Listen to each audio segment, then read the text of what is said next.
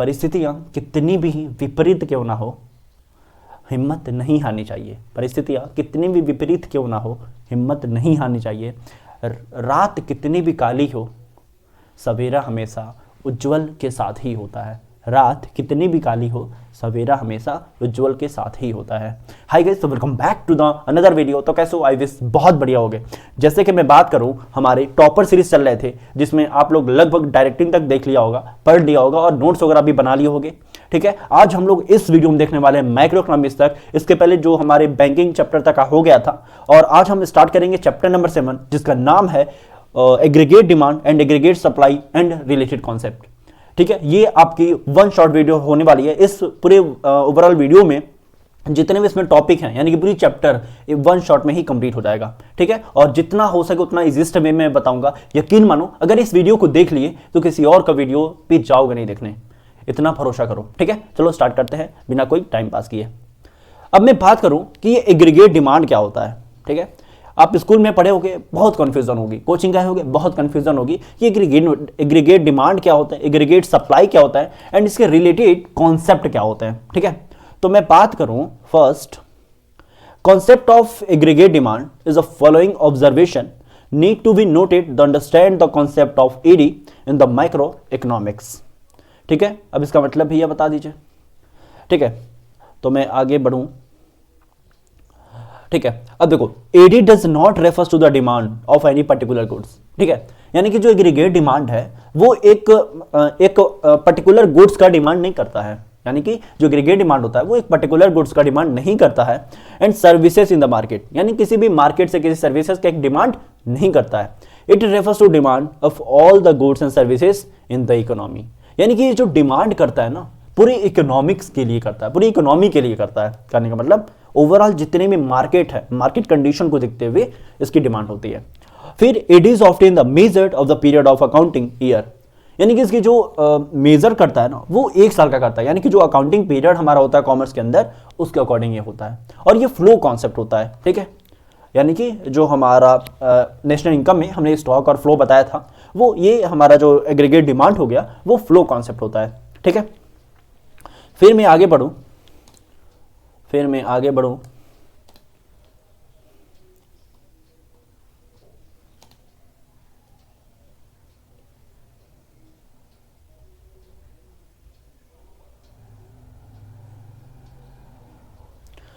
Measurement of ED.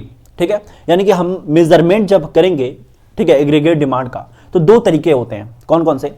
एक तो हमारा होता है जनरल प्राइस लेवल होता है। ठीक है, और एक होता है हमारा इनकम लेवल।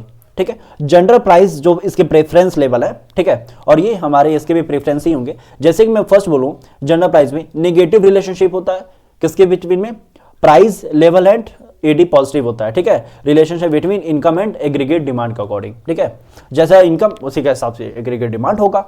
फिर मैं बात करूं AD curve slope the downward, यानी कि हमारा जो एडी कर्व होता है ना वो डाउनवर्ड की तरफ होता है। ठीक है, वहीं हमारा जो इनकम के अकॉर्डिंग में बात करूं, पॉजिटिव रिलेशनशिप होता है between the income and AD. ठीक है, और एंड जो इसका एडी कर्व होता है वो अपवर्ड होता है। ठीक है, फिर मैं आगे हम इन सारी चीजों को देखने वाले हैं डिटेल में। ठीक है, तो उसका पैनिक मत होना। फिर हम आगे बढ़े। फिर AD it is a diagrammatic. ठीक है, इट इज नहीं, हम आगे,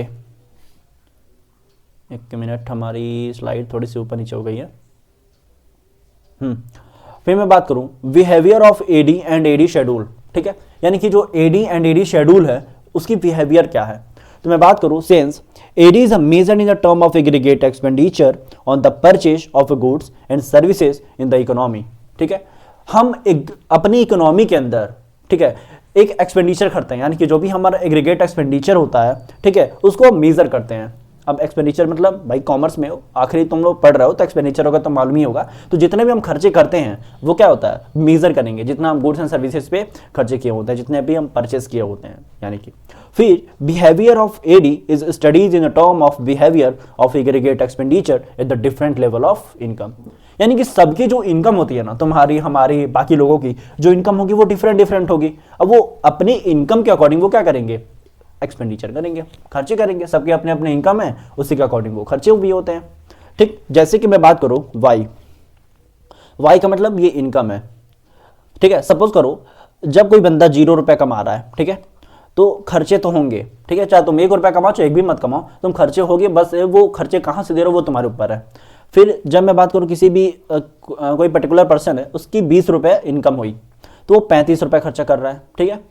फिर 40 रुपीज़ हुई तो वो 40 खर्चा कर रहा है, 60 हुई तो 45 कर रहा है, 80 हुई तो 50 कर रहा है, ठीक है, 100 तो 55, 120 तो 60, ठीक है। तो ये हमारा क्या हो जाएगा, प्लान्ड एक्सपेंडिचर है, ठीक है।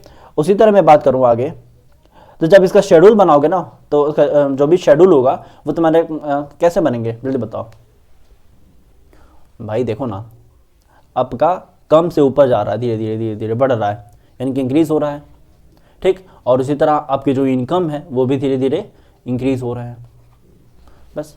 फिर मैं बात करूँ आगे, AD is positively related to Y, यानी कि जो एडी है वो पॉजिटिवली रिलेट करता है वाई से, यानी कि इनकम से। Refers to the certain level of Y is reach, ठीक है, AD large behind the Y, ठीक है, ये नॉर्मल चीज है, वही चीज है। It is a diagrammatic presentation of AD schedule show AD is the corresponding at different level of income, Y is the economy, ठीक है। तो ये नॉर्मल चीज है। फिर मैं बात करूं component of AD aggregate demand की, ठीक है, यानी कि मैं बात करूं जो एग्रीगेट डिमांड होता है इसके क्या क्या कंपोनेंट्स होते हैं, तो उसके 4 तरह के यानी कि 4 इसके कंपोनेंट हैं, जिसका फर्स्ट नाम है, मैं बोलूं, हाउस होल्ड कंजप्शन एक्सपेंडिचर, ठीक है, यानी कि हाउस होल्ड का मतलब क्या हुआ, जो घरेलू यानी कि जो घर के अंदर जो कंजप्शन होते हैं, जो खर्चे किए जाते हैं। फिर मैं वो बोलूं प्रोडक्ट इन्वेस्टमेंट, यानी कि जो प्रोड्यूसर्स इन्वेस्टमेंट एक्सपेंडिचर होता है, जो प्रोड्यूसर्स होते हैं वो खर्चे करते हैं, इन्वेस्टमेंट करते हैं। फिर गवर्नमेंट एक्सपेंडिचर, भाई गवर्नमेंट भी तो खर्चा करता है ना, including the both consumption as well as investment expenditure. फिर हमारा नेट एक्सपोर्ट्स हो गए। तो ये सारे हमारे एग्रीगेट डिमांड के कंपोनेंट्स होते हैं, ठीक है। फिर मैं बात करूं आगे मैं बात करूं पटक से, component of AD is a 2 sector close economy, यानी कि जो कंपोनेंट्स ऑफ एडी होंगे, ठीक है, जो कंपोनेंट ऑफ एडी होंगे वो 2 सेक्टर क्लोज इकोनॉमी होंगे, जिसमें 1+2 हो गया, ठीक है। फिर component of AD is there क्या हो जाएगा, 3 सेक्टर क्लोज इकोनॉमी, जिसमें 1+, ठीक है, 1+2+3 होंगे। फिर मैं बोलूं component of 4 sector of open economy, जिसको हम कहते हैं, ठीक है, ये हमारा 4 सेक्टर हो जाएंगे, जिसमें 1+2+3+4 होंगे, ठीक है। तो ये हमारे नॉर्मल इसके कंपोनेंट्स बताए गए हैं। फिर मैं बोलूं क्लोज्ड इकोनॉमी में ये हमारे बनाने का तरीका होता है, एडी हम एग्रीगेट डिमांड को हम एडी से डिनोट करते हैं, फिर सी से हम हाउस होल्ड कंजप्शन एक्सपेंडिचर करते हैं। भाई ध्यान देना, ये तुम्हारे एमसीक्यू में पूछा जा सकता है, ठीक है, ये जितने भी वर्ड्स जो है ना तुम्हारे इंपॉर्टेंट है मेरे एग्जाम पॉइंट ऑफ व्यू से, ठीक है। फिर आई तुम्हारा हो गया, आई का मतलब होता है प्रोड्यूसर्स इन्वेस्टमेंट एक्सपेंडिचर, ठीक है। तो भैया ये तुम एकदम गौर के पी लेना कि हमारा AD is equal to C plus I होता है, ठीक है, AD is equal to C plus I होता है। एडी का मतलब एग्रीगेट डिमांड होता है, सी का मतलब हमारा close house hold consumption expenditure होते हैं, फिर आई का मतलब हमारा इन्वेस्टमेंट एक्सपेंडिचर होता है, ठीक। फिर मैं बात करूँ आगे एडी, यानी कि एडी क्या हो जाएगा, AD is equal to C plus I plus X minus M हो गया, ठीक है। एडी हमने बता दिया, सी का मतलब हाउस होल्ड बता ही दिया, ये होता है। फिर एग्जाम का मतलब government expenditure including the both FC consumption as a well as investment, ठीक है, जिसको हम प्यार से एक्स, ठीक है, और माइनस ये साइन लगा देते हैं, फिर एम लिखते हैं, ठीक है। तो ध्यान देना, तो इसको एग्जैक्ट तुम लिखोगे ना, एग्जैक्ट तुम देखोगे तो हमारा होगा एडी हो गया equal to C plus I plus, ठीक है, और प्लस एक्स माइनस एम करके था, ठीक है, इस वाले ऊपर वाला मैं बता रहा हूँ। फिर आगे यहाँ पे एक जब 4th में देखोगे तो तुम्हारा क्या हो जाएगा, एक बढ़ जाएगा जिसका नाम है गवर्नमेंट जी, ठीक है। Component of AD is the open economy.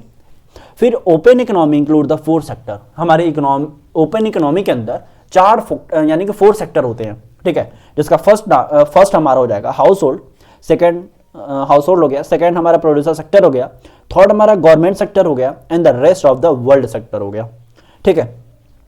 फिर मैं बोलूं rest of the world sector generate the demand for our goods and services in the term of exports, ठीक है। जो हमारे गुड्स एंड सर्विसेज होंगे, जो डिमांड जनरेट्स होंगे, हम उसके अकॉर्डिंग एक्सपोर्ट्स करते हैं, ठीक है। तो बस नॉर्मल चीज़ है, तो इसको भी हम डिमांड करेंगे, यानी कि ये डिनोट्स करेंगे कैसे, AD is equal to C plus 1 plus, ठीक है, सी प्लस आई, और 1 नहीं है, आई प्लस जी, फिर एक्स माइनस एम, ठीक है, नेट एक्सपोर्ट। ये हमारा केवल इंक्रीज हो जाता है government expenditure including the government consumption expenditure and government investment expenditure, ठीक है। तो ये नॉर्मल है आपको, और ये सब तो आप पहले से मालूम हो गया है, ठीक है। फिर आशा करता हूँ नेक्स्ट मैं बात करूँ, यानी कि मैं 2 सेक्टर क्लोज इकोनॉमी मॉडल में बताऊँ, AD is derive the adding इतना इतना, ठीक है। तो बहुत ईजी है, ठीक है। जैसे कि मैं बात करूँ, देखो इनकम है, यानी मान लो किसी भी बंदे का ये इनकम दे रखा है, जो फर्स्ट प्राइस दिया वो 0 है, ठीक है। जब किसी का भी इनकम, यानी कि तुम ही बताओ ना, अगर लॉकडाउन नहीं था, बहुत लोग कमा नहीं रहे थे, तो भी ना कहीं से वो खाने पीने का अरेंज कर रहे थे, उनके थोड़े मोटे जो खर्चे थे वो कहीं ना कहीं से अरेंज हो रहे थे। तो ऐसा नहीं है कि तुम अगर कमाओगे नहीं, अगर आपकी इनकम नहीं होगी तो आपकी कुछ, यानी कुछ खाओगे नहीं, कुछ खर्चा नहीं करोगे, तो ऐसा तो कभी पॉसिबल है ही नहीं, ठीक है। तो बस वही चीज़ है। तो जब हमारी 0 इनकम होगी तो हमारे जो कंजप्शन होंगे वो कितने होंगे, 50 होंगे, ठीक। इन्वेस्टमेंट हमारे 100 हो जाएंगे, और जब इसको प्लस करोगे ना तो हमारा एडी कितना निकल के आएगा, 150, यानी कि 150 निकल के आएंगे। वही मैं बात करूँ 50, ठीक है। 50 हमारे क्या होंगे, जल्दी बताओ, 50 हमारे क्या होंगे, इनकम। जब आपकी इनकम 50 होगी, 50 होगी, तो उसमें से 75 कंज्यूम करोगे। अब बताओ, यानी कि इनकम तुम्हारी कम ही है, यानी कि देखो इनकम तुम्हारा कम है लेकिन तुम्हारे खर्चे बहुत ज़्यादा हैं, ठीक है। कंजम्पशन तुम उससे ज़्यादा ही कर रहे हो जितना तुम कमा नहीं रहे हो। फिर जो इन्वेस्टमेंट कर रहे हो वो 100 कर रहे हो, तो इसका एडी निकल के कितना आएगा, 150 निकल के आएगा। उसी तरह तुम्हारा 100 तुम्हारा इनकम हो गया, जिसमें कंजप्शन हमारा 100 हो गया, इन्वेस्टमेंट भी 100 हो गया, जो एडी निकल के आ रहा है वो 200 रुपये निकल के आ रहा है, ठीक है, 200। उसी तरह जब तुम्हारी 200 की इनकम हो गई, ठीक है, 200 की इनकम हो गई, तो 150 रुपीज़ क्या हो गई तुम्हारी कंजप्शन, 100 रुपीज़ तुम्हारी क्या हो गई इन्वेस्टमेंट, फिर टोटल किए जब एडी निकाले तो 250 हो गया, ठीक है, नॉर्मल। फिर जब 300 की तुम्हारी इनकम हो गई, ठीक है भाई साहब, 300 रुपये जब तुमने कमाया तो उसमें 200 रुपये की कंजप्शन हो गई, 200 रुपये की कंजप्शन हो गई, फिर 100 रुपये की इन्वेस्टमेंट हो गई, ठीक। फिर 30 रुपीज़ की क्या हो गया, एडी हो गया, यानी कि एग्रीगेट डिमांड आया। तो ये हमारे क्या है, इसको डिराइव, यानी कि हमारे 2 सेक्टर क्लोज्ड इकोनॉमी निकालने का ये तरीका होता है, ठीक है। तो बस इतना ही था, इसमें ऐसा कुछ समझाने वाला है नहीं। फिर मैं आगे बताऊं आपको कॉन्सेप्ट ऑफ एग्रीगेट सप्लाई, ठीक है। कॉन्सेप्ट ऑफ एग्रीगेट सप्लाई क्या होता है, देखो कॉन्सेप्ट ऑफ एएस की मैं बात करूं, aggregate supply refers to aggregate production as a planned by the producers during an accounting year. हम एक साल के अंदर जो हमारा जो अकाउंटिंग ईयर होता है उसके अंदर जो भी हम प्लान करते हैं, जो हमारे प्रोड्यूसर्स के अकॉर्डिंग होता है, ठीक है, बस वही हमारा हो गया। जैसे कि schedule is a table show, जैसे एक मैं टेबल करके बताता हूँ, चलो एक काम करो, यहाँ पे दिया हुआ है, ठीक है। उसके पहले मैं इसको रीड कर लेते हैं। Identify between the Y and S show that the producer in the economy are ready to supply sell at all the क्या है, all that they wish to produce, ठीक है। जैसे कि Y do the producers with the sell supply all that they wish to produce, हो गया, ठीक है। फिर this is because there excess capacity of the economy accordingly, फिर प्लानिंग हो गया, and equal rise in supply so that there the excess capacity is utilised, हो गया। फिर नोट द क्या जगह proportionate increase in AS corresponding to any increase in AD lead to constant price level in the economy, हो गए, so that price has no role in the play as a determinant of AS, हो गया, ठीक है। तो ये सब होते हैं। फिर मैं बात करूं why should we presume that they are in excess capacity in the economy, तो ये इसमें ऐसा कुछ है नहीं। मैं आगे बात करूं, ठीक है, why income, यानी कि हमारा aggregate supply derived by adding consumption C and saving करके, जैसे कि S is equal to C plus S, हो गया, ठीक है। अब ये कैसा होता है, तो जैसे अभी हमने बताया बस वही चीज़ है। देखो जैसे 0 हो गया, 0 टू जब आपकी इनकम 0 थी तो हमारी कंजप्शन क्या थी, 50 रुपीज़ थी। फिर 50 यानी कि जब सेविंग क्या हुआ, माइनस में चला गया, यानी कि जब आपने 1 भी रुपये इनकम नहीं रही आपकी, ठीक है, तो कहीं ना कहीं से आपने 50 रुपीज़ का तो कंजप्शन कर लिया, जिसमें माइनस आपका सेविंग आ गया। फिर एएस यानी कि हमारे एग्रीगेट सप्लाई वो आपका 0 निकल के आया, ठीक। जैसे आपने इनकम 50 कर लिया, ठीक है, तो आपकी जो कंजप्शन हुई वो 75 हो गई, ठीक। और जो सेविंग निकल के आया वो -25 में आ गया, -25 में आ गया। और एंड इसका जो एएस निकल के आया ओवरऑल वो 50 रुपीज़ थी, ठीक। थर्ड में बात करूँ 100 रुपीज़ की मैं बात करूँ, ठीक है, जब आपकी इनकम 100 रुपीज़ थी, जिसमें 100 रुपीज़ थी कंजप्शन में, जिसमें हमारा क्या हो गया, सेविंग हमारा तब जीरो हुआ, आपकी इनकम 100 और जितना आपने कमाया उतना ही खर्चा कर दिया, कंज्यूम कर लिया, तो भाई सेविंग कुछ नहीं बचा। जब सेविंग नहीं बचा तो हमारा एस कितना निकल के आया, 100। उसी तरह मैं वाई इनकम की मैं बात करूँ, 200 रुपये थी, ठीक है, जिसमें से कंजप्शन हमारी 150 थी, ठीक, एंड हमारा जो सेविंग था वो 50,000 रुपये हुआ, ठीक, पहली सेविंग 50,000 रुपये, ठीक है। उसके बाद हमारा जो एस निकल के आया वो आपका कितना है, जल्दी बताओ, 200 रुपये हुआ, ठीक है। उसी तरह मैं बात करूँ वाई इनकम की, 300 रुपये है। जब आपकी वाई इनकम जो थी वो 300 रुपये हुई, उसके बाद जो कंजप्शन आपने किया 200 रुपीज़ के किया, फिर हमारी जो सेविंग हुई वो 100 रुपीज़ की हुई, ठीक, एंड जो एस निकल के आया ओवरऑल वो 300 रुपीज़ का निकल के आया, ठीक है। तो ये हमारे करने का तरीका होता है। फिर मैं बात करूँ आगे, ठीक है, कंजप्शन फंक्शन के, ठीक है, इसके फंक्शन देख लेते हैं। तो फर्स्ट होता है हमारा कंजप्शन, क्या, house hold consumption expenditure. C is the important component of aggregate demand in the economy. It is directly related to the level of income. Y higher, Y leads to higher C and the vice versa. The functional relationship for the algebraic relationship between the Y and C is called the consumption function. It reveals the behavior of household consumption expenditure with respect to the level of income and the economy. ठीक है, तो वही चीज़ हमने starting में जो बताया बस वही चीज़ है, इसको आप लोग रीड कर लेना, ऐसा कुछ समझाने वाला इसमें है नहीं, ठीक है। इसको आप एक बार देख लेना। जैसे देखो, identify the following the central significance क्या होते हैं। तो फर्स्ट हो जाएगा, there is always some minimum level of C even when Y equal to 0।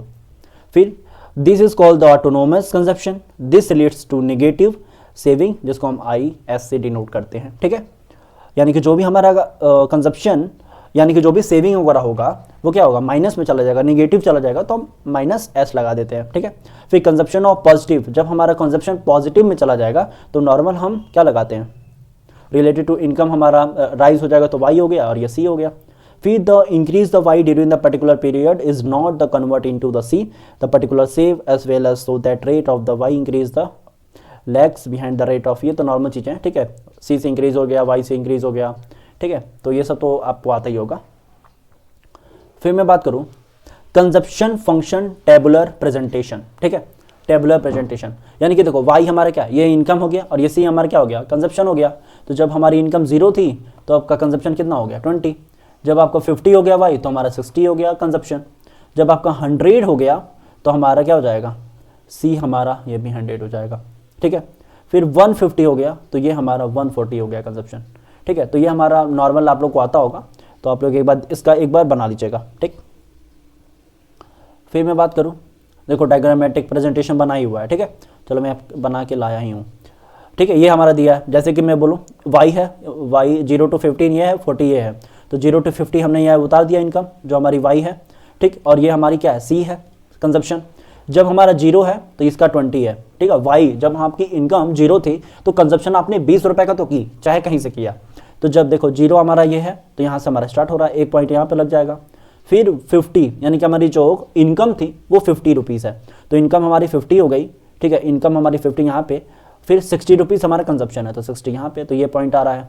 फिर मैं बोलूँ 100 हमारा इनकम था तो इनकम 100 ले लो, यहाँ पे आएगा 100, ठीक है, नहीं यहाँ पे आएगा, ठीक है, ये हमारा यहाँ पे बन रहा है।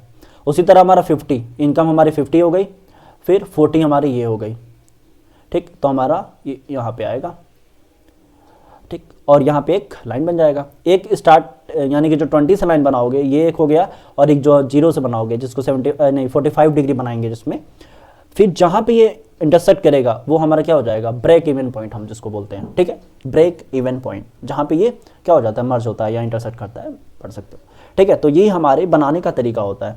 तो आशा करता हूँ इतना सारी चीज़ें समझ में आई होंगी। ये इसका क्या है, शेड्यूल है, और ये नीचे मैं इसका डायग्राम बता दिया हूँ, ठीक। फिर मैं बात करूँ C line consumption function marginal propensity to consume, ठीक है।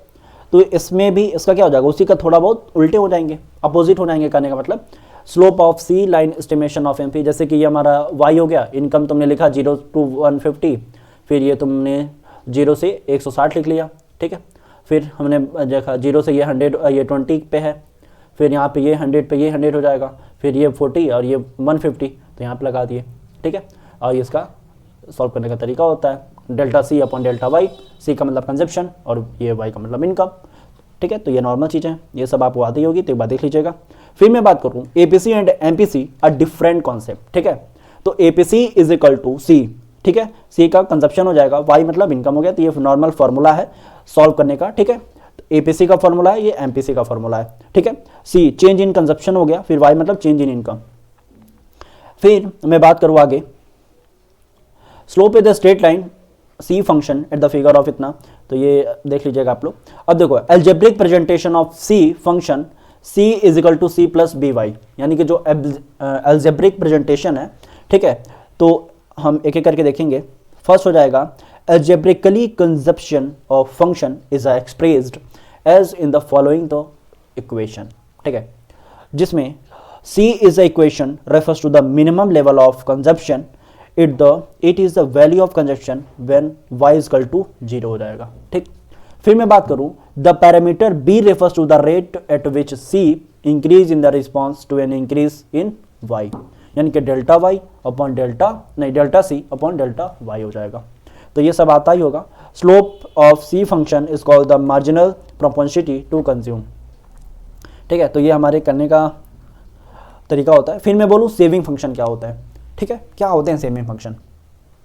देखो इनकम इज इधर कंज्यूम और सेव्ड, यानी कि आपकी जो भी इनकम होगा वो ताकि आप कंज्यूम करो या सेव करो, इसके अलावा और कुछ नहीं ना कर सकते, ठीक है। जो कितने रुपए आपने कमाया, कुछ खर्चे कर सकते हो, खर्चे उससे तुम कंज्यूम कर सकते हो एंड तुम सेव करके रख सकते हो।